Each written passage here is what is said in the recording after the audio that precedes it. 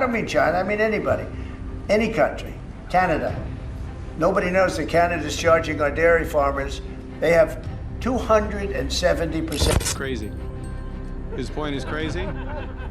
That's it. What if I told you that Canada, the country most Americans think of as their quiet, polite neighbor, has just made a move so strategic, so quietly powerful, that it could completely derail Donald Trump's future plans?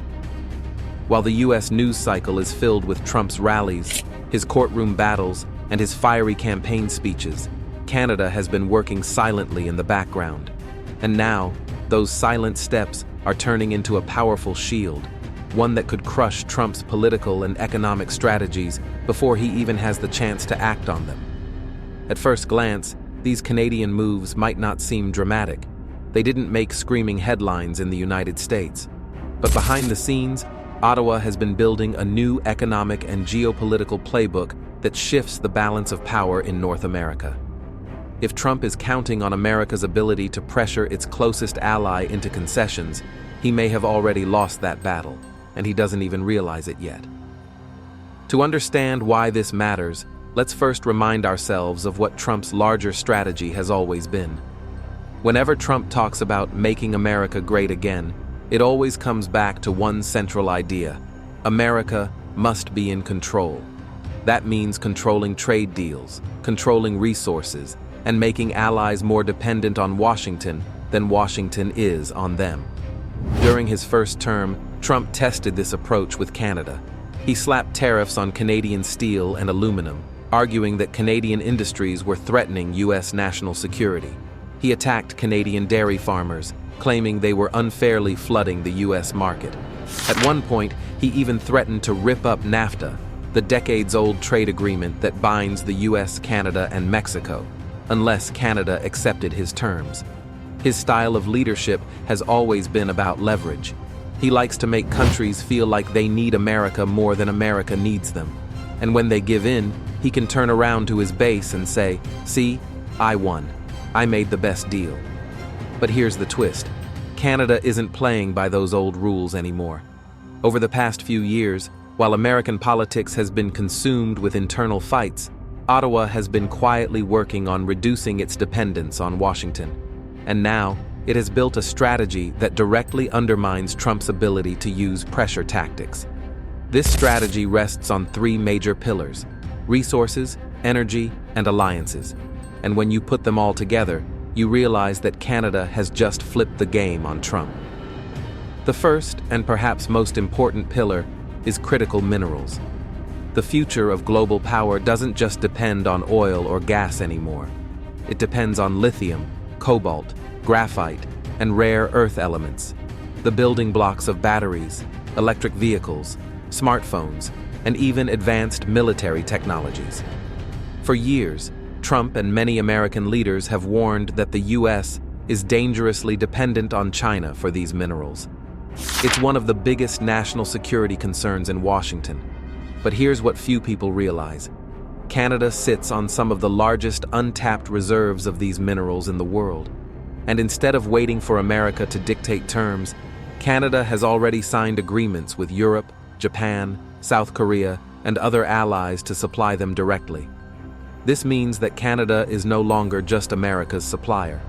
It is positioning itself as a global hub, a country that everyone else will turn to in order to reduce their dependence on Beijing. And if Trump thinks he can corner Canada on resources, he will find that Ottawa now has multiple global buyers lined up, making it immune to his threats. The second pillar of Canada's silent strategy is energy. For decades, Canada has been America's largest energy supplier. Oil, natural gas, and hydroelectric power flow south every single day, making the U.S. Canada's biggest customer. Trump has always seen this relationship as leverage, arguing that America could dictate terms because Canada relied so heavily on American markets. But after Russia invaded Ukraine in 2022 and Europe faced an energy crisis, Canada saw an opportunity to change the game. Ottawa began investing heavily in infrastructure to export liquefied natural gas overseas. It pushed forward with pipelines and expanded its reach into global markets.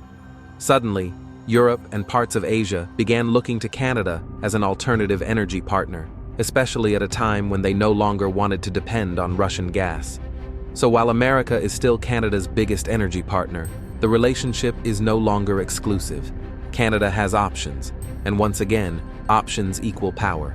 The third pillar is defense and geopolitical alignment. For years, Trump has criticized NATO, calling it obsolete, and has pressured allies to spend more on their militaries. At times, he even hinted that the US might pull back from defending certain allies if they didn't pay their fair share. But while Trump was souring on NATO, Canada was quietly strengthening its role within the alliance. Ottawa has expanded its military presence in Europe, invested more in Arctic defense, and built new partnerships in the Indo-Pacific region with countries like Japan, South Korea, and Australia. These moves may not have grabbed headlines in Washington, but they have made a huge impression abroad.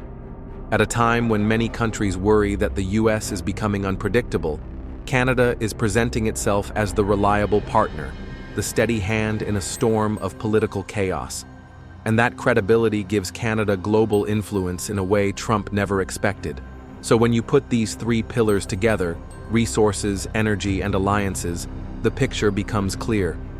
Trump's negotiating style is built on creating pressure, but Canada has built itself a shield. If Trump threatens tariffs again, Canada can redirect trade to Europe or Asia. If he tries to squeeze Canada over resources, Ottawa can pivot to partners like Japan or South Korea. If he weakens NATO, Canada strengthens its bilateral ties with those same allies. In every possible scenario, Canada has built an escape hatch, and that means Trump's leverage is gone. But this story isn't just about Canada protecting itself. It has ripple effects across the globe. For decades, the US has been the dominant power in North America, with Canada often seen as the junior partner. But today, Canada is redefining that role. Europe now sees Ottawa as a stable energy and mineral supplier. Asian nations see it as an alternative to both Washington and Beijing. Developing countries see Canada as a partner in renewable energy and climate initiatives. In other words, while America is distracted by internal fights and divisive politics, Canada is stepping into the global spotlight as a reliable player. And that is something Trump did not plan for. And this creates a dilemma for Trump's 2024 campaign. He is promising his supporters that he can return to power and strike better deals, that he can force allies like Canada to respect America's terms. But if Canada no longer fears his threats, that promise starts to look hollow. Imagine Trump walking into a negotiation with Canada and realizing that Ottawa isn't desperate anymore. That changes the entire dynamic. Instead of being the deal maker in control, Trump risks looking like the one who underestimated his neighbor. For ordinary people, this story matters more than you might think. US-Canada relations affect everything from the price of cars, to energy bills, to the jobs that depend on cross-border trade. If Trump reignites trade wars with Canada, but Ottawa has alternatives, the costs will fall directly on American consumers. Car prices could rise because Canadian minerals and auto parts get redirected to other markets. Energy costs could spike if pipelines are disrupted or if Canada shifts more exports overseas. And American farmers and manufacturers could lose valuable markets if Canada retaliates with its own tariffs. In other words, Canada's silent move may protect Canadians, but it could also make American families pay the price if Trump tries to play hardball again. So here's the bottom line. Canada's strategy may not be flashy, but it is brilliant. By securing critical minerals, diversifying its energy exports, and strengthening its alliances, Canada has quietly dismantled Trump's leverage before he even returns to power.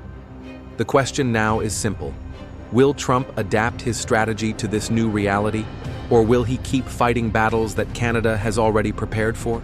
Because one thing is clear, Canada is no longer just the quiet neighbor to the north. It is becoming a global player in its own right. And that raises a question for you, the audience. Do you think Canada has outsmarted Trump, or do you believe Trump will find a way to strike back harder than ever? Drop your thoughts in the comments below. And if you found this breakdown insightful, don't forget to hit that like button, subscribe to the channel, and turn on the bell icon so you never miss a deep dive into the biggest stories shaping our world.